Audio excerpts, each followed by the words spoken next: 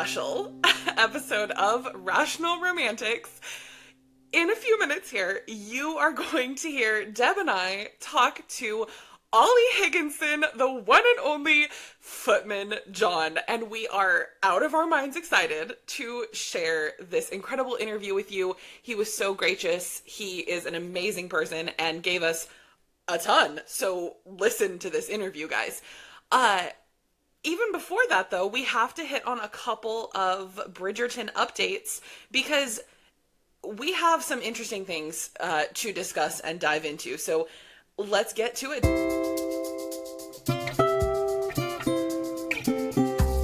Well, I feel like the first thing we have to talk about is that the HarperCollins Australia website posted an update about the tie-in cover for An Offer from a Gentleman, a book that we have covered, by the way, if you want to go back and listen to our podcast.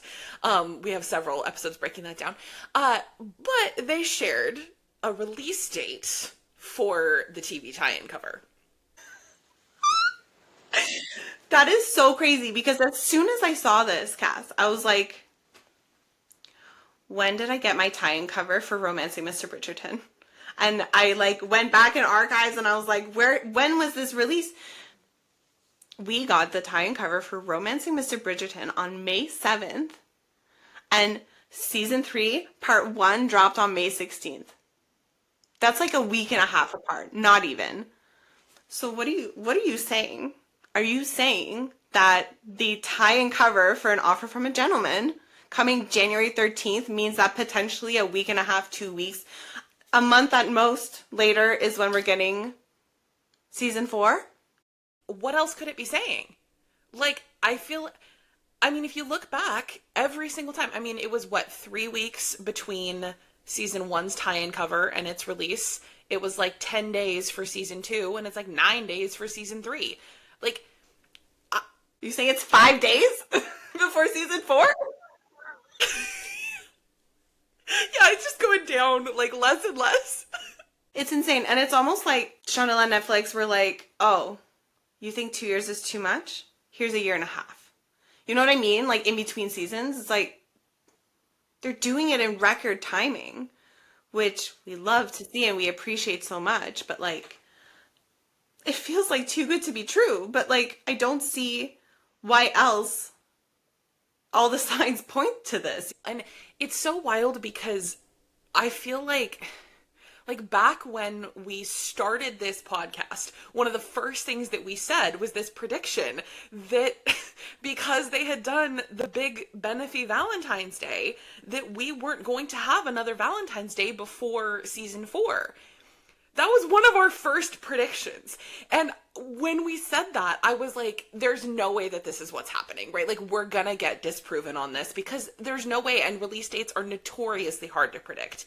And I just feel like every single thing that has slotted in, every single clue has further confirmed this January, February, maybe March release. And even now, even with this next point that we need to talk about, it seems even more they are potentially starting to promote and record stuff for promotion. It's crazy. Can we talk about that?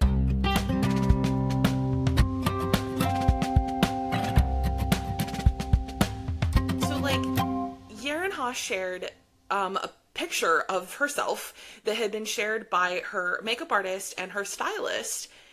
And what's so crazy is this is a look we haven't seen before. We haven't seen her doing anything with this isn't an old photo as far as I can tell. And the makeup artist tagged Netflix. So I'm like, well, you don't tag somebody that it's not for. So obviously this is something to do with Netflix. And my mind immediately goes to, oh, it's a promo video for Bridgerton. That's what it has to be in my head. She's not tied to any other Netflix show right now. The Survivors, they wrapped their promotion for the series, which, little plug, everybody needs to watch The Survivors. Yaren Haas in it. It's an amazing cast. I just finished it a few nights ago. Fantastic limited series. So just a little plug. if you're looking for something to watch. But yeah, I doubt that she would be doing any promos for that because it's been a while that it's been released. So it makes sense that she would be recording promos for season 4 of Bridgerton. Also, Netflix is throwing out the playbook on when they are sharing about release dates. So I would not put it past them to drop a video where they share the release date like 6 months early, which I would have thought was impossible, but they're like doing that now. Like Stranger Things is like 6 months early, and all these, it's crazy. So I'm just like, who knows? Who knows what they're going to give us? And they just released they just announced the release for People We Meet on Vacation, which is beginning of January. So it feels like the releasing is getting closer and closer to the end of January releases, so it could literally be around the corner. It just feels like every single thing just confirms it further. Oh, fine. It's fine. I am very prepared. Okay, I'm glad you feel that way, because I don't.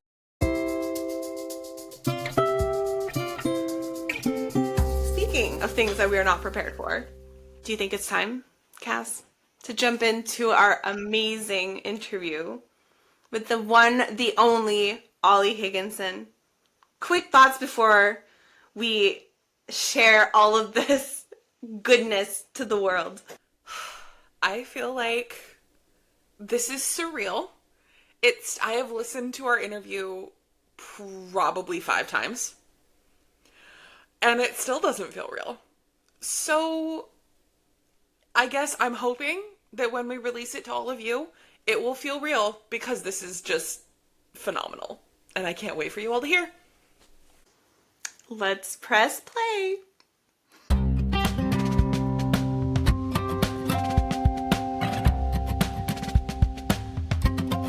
Ollie, thank you so much for joining us. For the second time, I'm so happy to be here. Now that we've resolved these technical problems. Thanks for having me. So glad to have you here. Well, I just wanted to jump in with a question way back in your life, but how did you get started playing music? Wow, okay. I like that. I like kicking off with the music thing. I started playing music when I was so young that before I even was forming memories, I think probably. Like 2, 3 years old, I was like obsessed with dancing around and particularly musicals. I think musicals were like my thing. And I have 2 older sisters, and I'd force much to their complete like mortification. Whenever they'd bring home a new boyfriend, I'd be like, "Great, I've got a new audience. Come into my bedroom. I'm going to set this up, have some popcorn. I'm going to do a show." I'd have like a different show on every week. It was really, yeah, really embarrassing. But that was kind of how I got into music, and then I guess into singing and bands. And I was writing songs. I had a little tape recorder, which I still have in my bedroom at home, with like just cassettes and cassettes of me talking absolute gibberish into the machine, but like that. So that was kind of my first ever record that I made was on tape. Very old school. Yeah. I love that. That's so sweet. I feel like we all have videos of us that we rather never see again, but if yours is actually like a testament to what you're doing now, then that's fine. That means Yeah. you did good.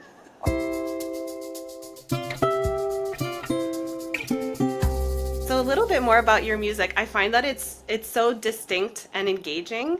I had this weird idea the other day that like it kind of feels like a mix of like Leonard Cohen and like Noah Kahan mixed together. Like it just feels like Wow. something that really like gives that vibe. So how would you describe your music, like as a musician, as somebody who would be listening to it? Like how would you describe it? Wow. I guess I'm a massive fan of those, the kind of Leonard Cohen, Nick Cave, Jeff Buckley, um, those Bob Dylan, these kind of like storytellers through song, and they have quite kind of stripped back, quite a raw sort of kind of really, but then very poetic sort of way of turn of phrase and way of like painting a world and creating a world. So I guess like that's a huge influence on me. Um, However, like I think I sort of fell in love as a teenager with like bands and rock bands and pop bands. I guess when I was a teenager, it was sort of people like the Killers and My Chemical Romance and you know those kind of like really like quite theatrical, really like synthy, full-on guitar-y bands. So I guess like my stuff is a sort of fusion of those two worlds. I went to go see Pulp the other day. I don't know if you is Pulp very are they very big in America? The band Pulp. I would highly recommend them. They're fronted by Jarvis Cocker, who's a complete icon. And I kind of realised how much an influence they'd had on me. I guess it's sort of 80s, a lot of like 80s influences, pop, rock, lots of melody, kind of big vocals, but then, you know, like kind of intriguing, quite melancholic lyrics. The Cure, another band that like really big for me. So I describe it ultimately, my music is like indie pop. There's catchy songs, but hopefully, well, yeah, there's some quite dark lyrical content as well. Yeah, yeah, and obviously, like I mainly play keys, so I do play a bit of guitar, but most of the stuff is quite keys led. Um, so it's sort of in that kind of Tom Odell space as well, I guess. The kind of Tom Odell, kind of Jamie Cullum, those sort of like very keys based acts. Yeah, I tell you what, as well, like music I love. I'm sure you agree.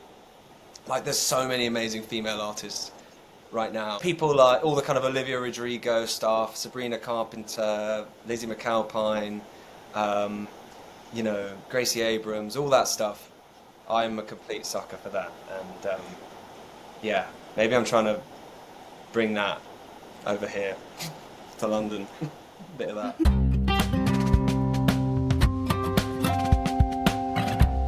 Well, and with that, so what is your songwriting process like? I mean, what inspires you? Your lyrics are just so, I mean, storytelling and so deep. So what does that process look like for you? Um, this is like the first time I've ever answered a question like that. I suppose my main thing, I've got my phone next to me. I always like kind of feel like my songwriting happens kind of like subliminally, subconsciously. My brain just kind of like, I don't know, I'll be like walking down the street or having a coffee or like at the dentist and this like tune will pop into my head. So my phone, I might kind of, I've got to just get my voice notes up, is just kind of filled with like, I mean, just so many, hundreds of thousands, I don't know if you can see that, hundreds of thousands of these voice notes. Shall I play one? Shall I play one and see what it sounds like? It's-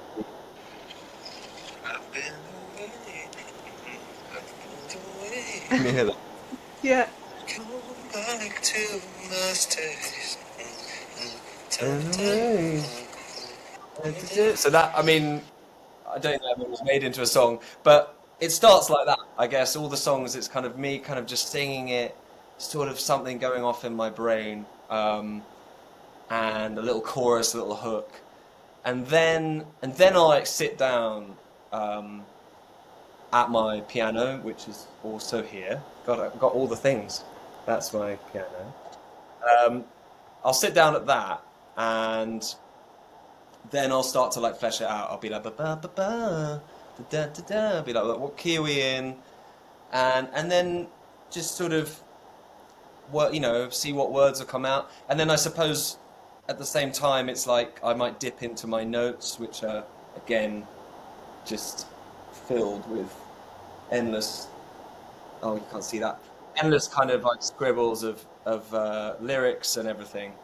Um, so it's a kind of it all begins on my iPhone, and then yeah, and then I'll flesh it out. And sometimes, like I've just written a song called Transatlantic, which I was recording the last couple of days, and that I wrote the verse for that like 3 years ago, and it was just this kind of like little thing, and then I wrote this other chorus called Transatlantic about kind of a relationship between someone who's English and someone who's American and living in London, living in New York, and trying to kind of make that work. And I was like, oh my God, I've already written the verse from like 2 years ago.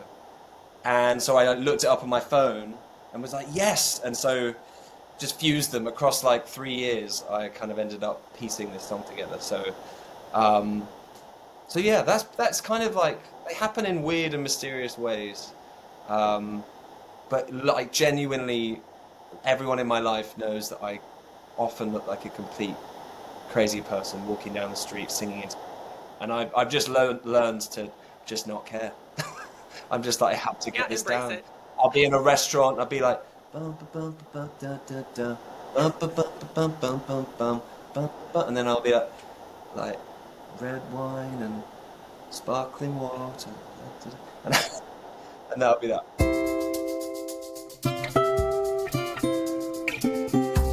So going from like this whole, process to write music, how does it then feel to do live shows?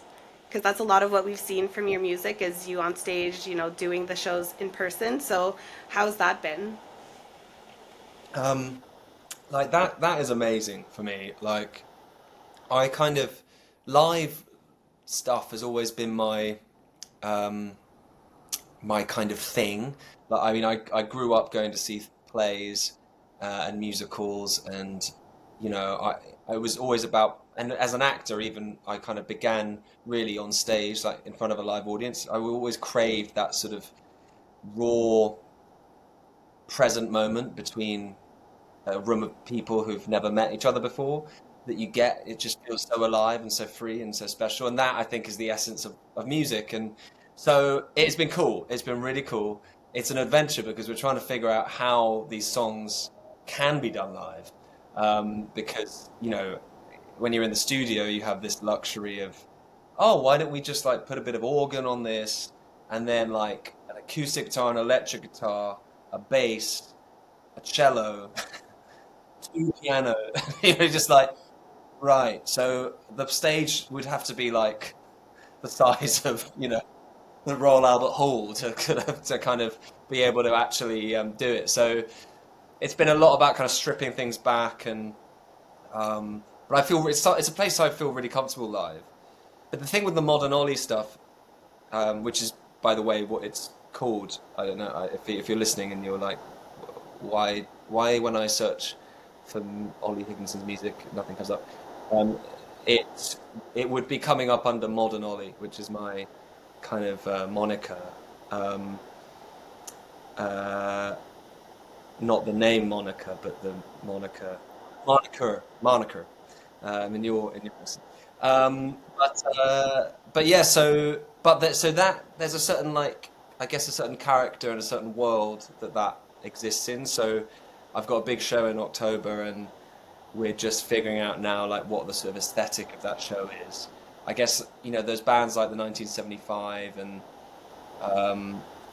Bleachers and those sorts of bands, like they have such an exciting kind of aesthetic when you go and see them, and you feel like you're entering into someone's world, and that's what I want people to feel like when they come and see me perform live. So it's not just a music element; it's like a whole kind of experience. But yeah, I can't wait. I absolutely can't wait to do more shows. I love it, and I love being with a band and just making a noise, and you know, it's just wonderful. It really is like super super cool. So yeah, can't wait. I'm going to be doing plenty more. Yeah. Well,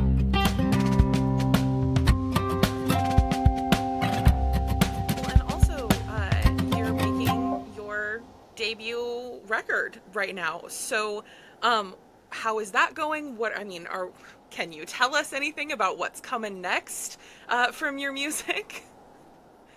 Yeah, I guess I have been probably for about 6 months, like on and off recording this record, and it's not far off being somewhat finished. I guess what people are going to encounter first will be a single.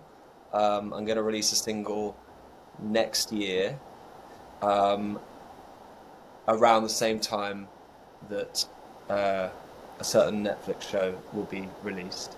Um, so, and then there'll be another single after that, and then maybe something more. But I guess it's a kind of we're just gonna see how each step goes, I guess. So I've got all these songs, and they sound amazing, and I wish I could just like play them for you right now. It's so No. painful that I'm sort of sitting on all these brilliant, exciting songs. But we just want to do it like really properly and make sure that like people meet the music in the best way possible. Um, so so yeah, what was the question about the record? You answered it. I've recorded about eight, nine, 10 songs, which will be out over the course of the next like 18 months probably. And the first single will kick off quite early next year. Yeah. But I'm going to be doing some shows later this year, and you'll hear snippets. The thing is, like, if you follow me on Instagram, then you'll get all the, as you know, you're gonna get all the kind of like little sneak peeks of the songs like well before everyone else, um, and all that kind of stuff. And signing up, you can sign up on my website and all those things, and have me emailing you at all hours of the day with information about the songs I've done. And yeah, we've got so much. We've had like an amazing camera crew follow us through a lot of the recording process. So it's been kind of amazing, like beginning to see some of that material. They're going to do like a sort of little feature kind of documentary like thing of the making of it. So keep your eyes peeled for that, because that'll be kind of coming out in the next like 6 months. But yeah, lots happening. Lots happening, my goodness. Well, we're definitely going to be plugging in as much as possible your Instagram page and like go follow, go sign up, do all the things. So can't wait to get more eyes on it. And you guys have been so supportive. There's like a real cool core of people who have like been really excited about it from the beginning, and you guys are a part of that, and that really means a lot, because it can be quite scary, writing songs, and I mean anything in life. Life in every sense is scary, let alone if you want to write songs and put them out to the world. Write songs about your life or about things that trouble you or that you're dealing with, and share them with people. So when you have like a group of people who respond like passionately towards that, that is really important and special, and I don't take it for granted. So thank you.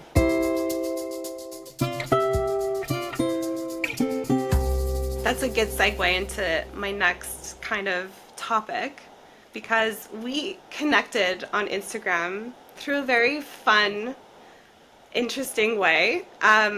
We do this thing, and Bridgerton has a lot of songs that fit perfectly in every moment. So the way we connected is that I thought that your song "Crying for Love" would be perfect in Bridgerton season 4, and Cass thought "Don't Let Me Love You" would be also great. So that was a fun little way that we kind of Um, connected there. that was so cool. That was so cool. When I saw that, I was like, oh my gosh. And and then like so many people responded with such like a positive vibe towards that. And I obviously there's a million things I can't say uh, because it's as we record this, it is June 2025. Who knows what we're in.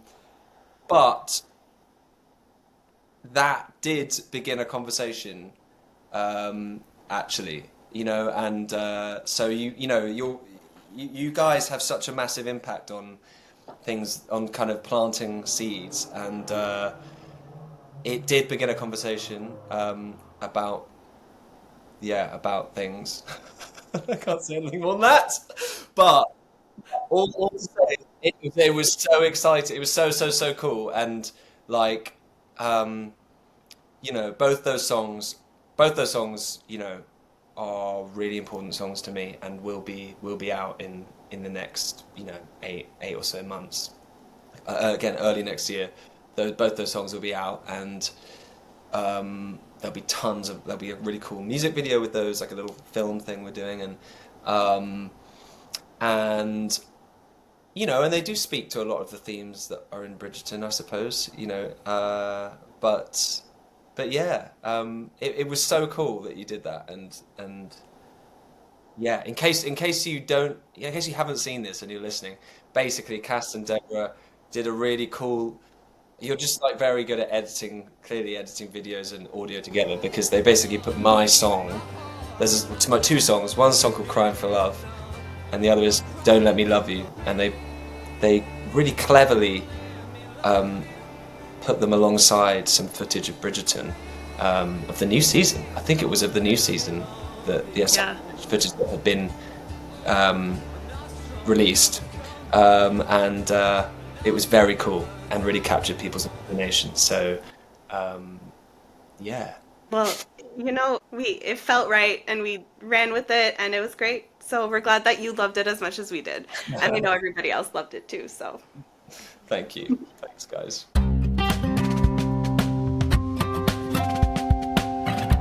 So to jump into like an early Bridgerton question, how did you end up on Bridgerton? Like you're on our screens, so how did that come to be?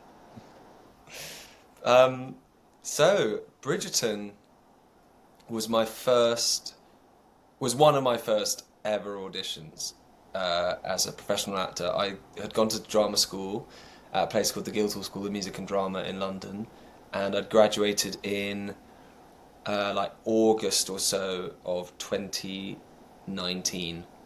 Um, and Bridgerton began production, season one began production in like autumn of 2019, maybe September, October. And I got a self tape through. I'm sure you know what self tapes are. Probably everyone knows what self tapes, but basically it's like an audition you do. Very common now. The most common way to audition it, in fact, is at home with, you know, a camera and iPhone, and you record yourself at home.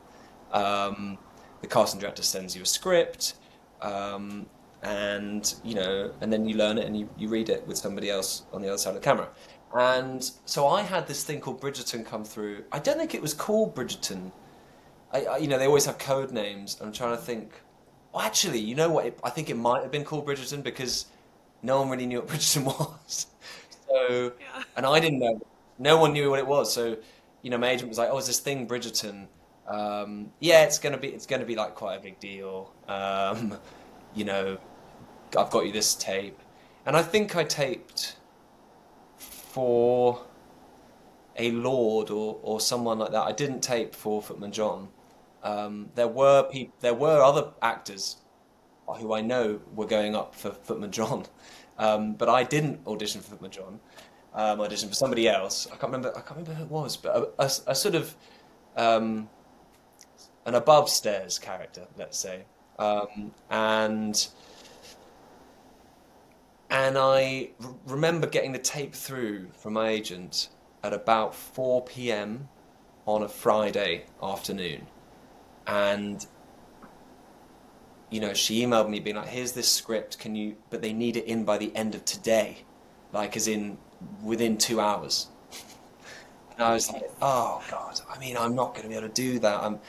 I was on the other side of London, away from my house. So I was like, how am I going to get all the way home, record this, and then, you know, send it in without completely messing up?" I had to be at a birthday thing that evening, and I was like, "Oh, I haven't got time for this." But I was like, "Well, it is Bridgerton. Well, I don't know what Bridgerton is, but it sounds like it's a big deal, so I guess I'll do it." And I did it so quickly. I mean, it must have been like 5 minutes. I must have just like put the thing up, done the scene with my partner, and, you know, sent it off, and that was that. And I thought, well, I'll probably never hear anything back from that ever again. And then a few weeks later, um, I was singing at a care home at the time, like a old people's home, which was like my sort of day job, my kind of like part-time job at the time, because I wasn't really acting at that. I'd just come out of drama school, wasn't really acting, and I was in the car park in my car, having just performed for all these lovely older people. And my agent rang me and was like, "Oh, so you didn't get the part in Bridgerton, but there's another part that they think you'd be perfect for. It's this character of Footman John. He's like in a couple of scenes. He has a nice little scene with Eloise." And I was like, well, I didn't know who Eloise was. And I was like, great. I would, obviously, like, I want to do it. And couldn't believe it. It was like one of the best times of my life. And then I immediately rang my mum and was like, I've got this job. I've been cast in this show called Bridgerton. And it was like the most muted response of all time, because she was like, oh, what's Bridgerton? Never heard of that. And then I think I said it was on Netflix, and even then I don't think my mum at that point was really interested in Netflix either. So that wasn't a really particularly positive response. But yeah, it was amazing. And I obviously, by the time I got on set, which was a few weeks later, in like December of 2019, was my first day on Bridgerton, and that was like one of the most amazing days of my life, and I'll never ever forget it, because it was my first proper day on a television set, and it just doesn't get any better than that. So yeah, that was pretty much my journey. Big up to Cole Edwards from KVH Casting, who was the guy who kind of cast me in it. He's kind of mainly responsible for getting me involved, and he is the guy who started this thing about my jaw. So about my jaw being one of the best in the business. So whenever I see him, Accurate, though. the conversation is usually about my jaw. So I was like, but look, if it's a jaw that got me the role, then I'll take it, because I'm not above that. This is all I act with. Just that is all you need. That is So, yeah. all you need. We're so proud of your jaw. You could basically be Zorro. It's fine. Yeah. Yeah. Yes. Well, that'll be very apt for this upcoming season. Oh, yeah, it would be.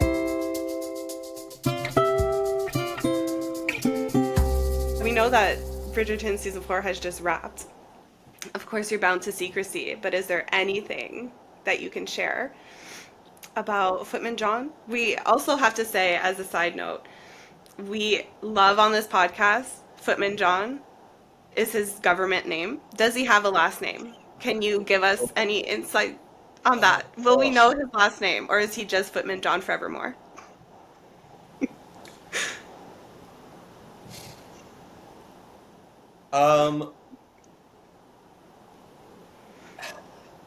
He does have a last name.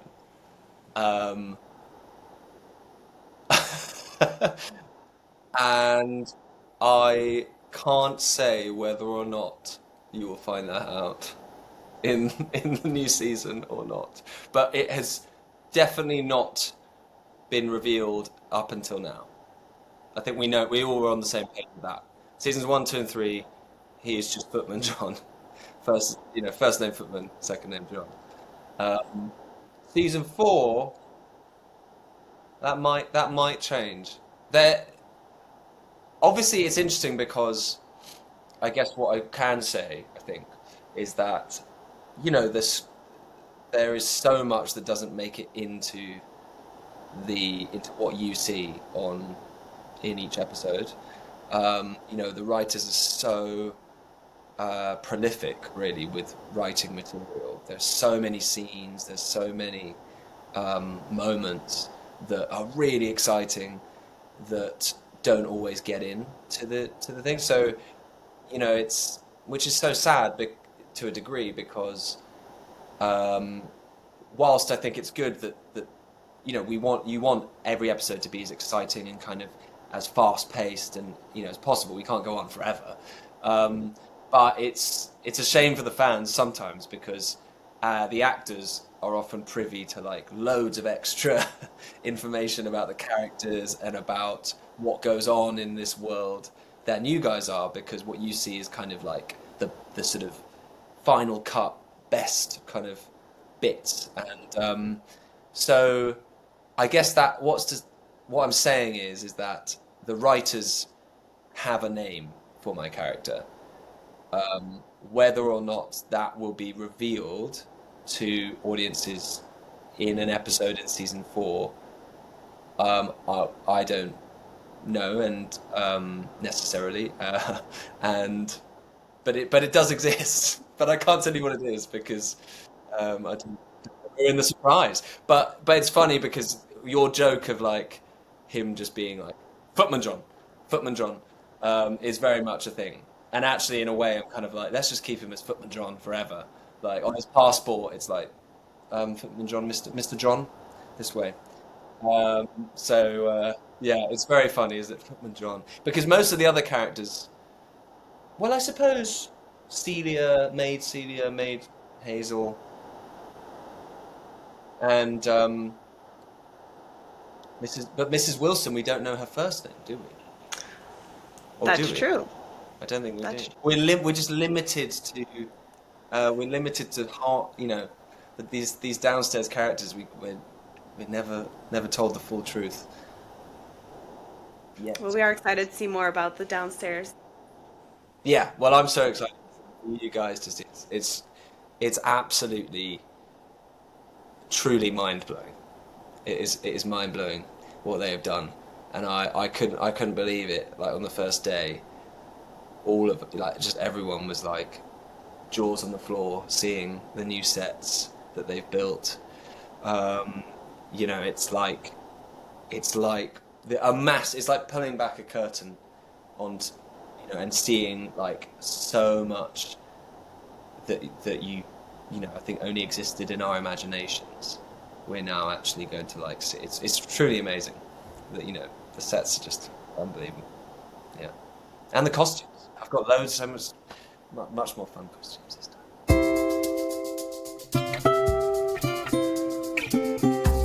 So is there anything, I mean, you have all these new sets, all these new places, new cast. Do you have any, like, a story that sticks out for you where you're like, oh, this was so fun, or I love to tell the story from any of the seasons, could be this season or previously? A lot of people ask me this question, and every time I get asked it, I'm like, why don't I ever have a really good story to tell? I mean, you know, one of my favorite stories, well, it's not really a story, but one of my favorite, I mean, this just swung into my head, but I was thinking about this the other day. When I did my very first day on Bridgerton ever, we were filming in, oh, I can't remember where it was, but it's somewhere in kind of quite rural England. We were staying in a hotel, and it was a scene with Eloise. So, and there weren't many. It was that scene where she comes out of the ball,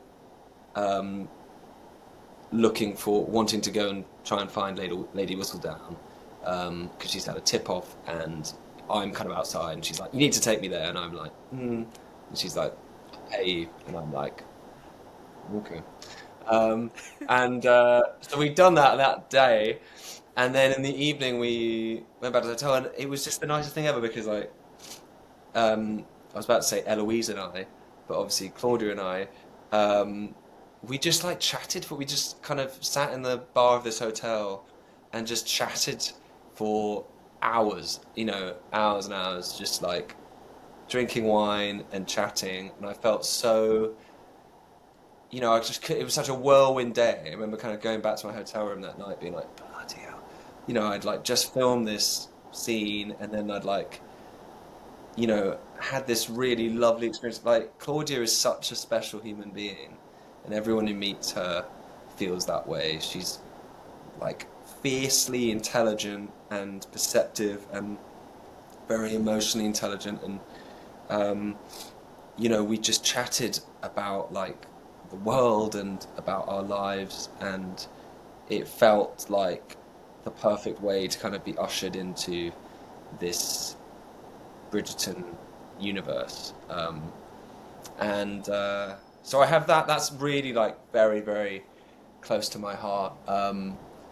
I trying to think if anything else like really good springs to mind. I mean, I've, I mean my the kind of adventures of my wig are a pretty like regular um, sort of source of light entertainment on set, I would say. I spend most of my time making up songs about my wig, um, referring to my wig, as a kind of extension of me, or like a sort of, you know, I call my wig this season anyway. Gracie, who plays Hazel, we've been referring to my wig as Jan. So like, there's Footman John, and then there's Jan, who is a wig on top, who is a little bit more sort of like fashion conscious than John, a little bit more chic, a little bit more kind of like self-aware, and like, Jan has his finger on the pulse of like what's hot and what's not. So there's been a lot of like songs about Jan making their way around Bridgerton set, and everyone's been very indulging of my strange sense of humor, which has been great. Like Yeren in particular, Yeren has a great sense of humor, and really is happy to sort of let me be my completely weird self and not feel like I'm not welcome. So yeah, there's been a lot of silly weirdness, a lot of dancing and frolicking around. Um, yeah, it's been good. And Geraldine is great, and oh, it's just all it really is like best set ever. And I'll probably think of even better stories later, but we'll have to save that for our next meeting next Sounds like a week, plan. our weekly meeting. Our weekly, yes.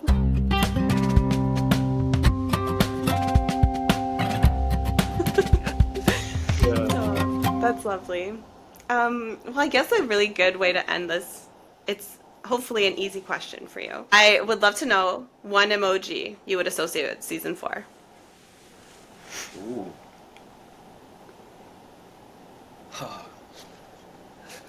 Um, I'm sorry, this is supposed to be easy, but I guess it could be really hard. I had well two immediately sprung to mind, but they're not necessarily my choices. But there's that sort of obviously there's that like side eye emoji which is just so Bridgerton, which is Mm. this like whatever that one is, Yeah. and Yeah. then I was like, well, an aubergine emoji um, is obviously like very very on brand for Yeah. Bridgerton. Quite Um, accurate. I don't know if that counts as being an emoji, and then I don't know. I'd say for this season,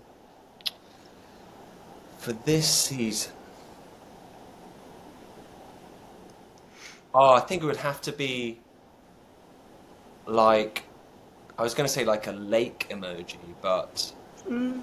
that doesn't exist. But like I guess like like a sort of like sweat, like Sweat. when the face has like sweat, or it's like maybe it's some kind of Or other. the little drops of water. There's a Yeah, little water droplet. Yeah. yeah, like when Yeah. it's like, ooh, when there's like this coming off. That would probably be it. It's a very wet season, I think. Lovely. So We will take that's it. a terrible thing to say, but I mean that in the purest sense.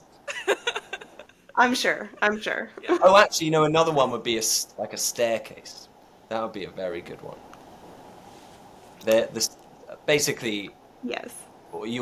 everyone will just be talking about staircases. Come. I feel like the staircase emoji came up at the Valentine's Day event. Jess Brownell might have said the staircase and has set us like on a quest to figure out the staircase. Oh my gosh, this staircase is like the Oh my best gosh. of all time. You have no idea. Oh my gosh. Now I'm like the sweat emoji. I'm like, what? Yeah. Yeah, exactly. I'm like, I, okay, staircase. Whew. Actually, to be fair, it is also literally quite hot in there. So, so it is Oh. also sweaty. Oh my gosh. Quite a warm set. So fans were required. Okay. For reasons. But yeah, staircase. Okay. Yes. Oh my gosh, it's just so fun. This is so fun to talk about these things that I know you will like in a like in however long's time you'll be Yeah. like just will be like every third word will be probably staircase Oh and my gosh. lake or whatever it is. But for It's the now, new carriage. It's new carriage. yes, it is. It That's is. crazy. And we'll think back of this conversation and be like, Ollie, he planted Yeah. the seed. Yeah, I haven't really given you much, unfortunately. I'm sorry. I wish I could tell you more. No, my goodness. It wasn't Um, about that. It was about having a really lovely conversation with you. So we're so glad. We're so appreciative of your time. Thank you, and thanks, Thank thanks for you. asking about the music and stuff. It's really, really cool, and it's going to be really, really heating up. Bridgerton actually been really very supportive of it and stuff, so I think there's going to be a kind of some cross-pollination between my music and what Bridgerton. So Love watch this that. space. But yeah, thanks, guys.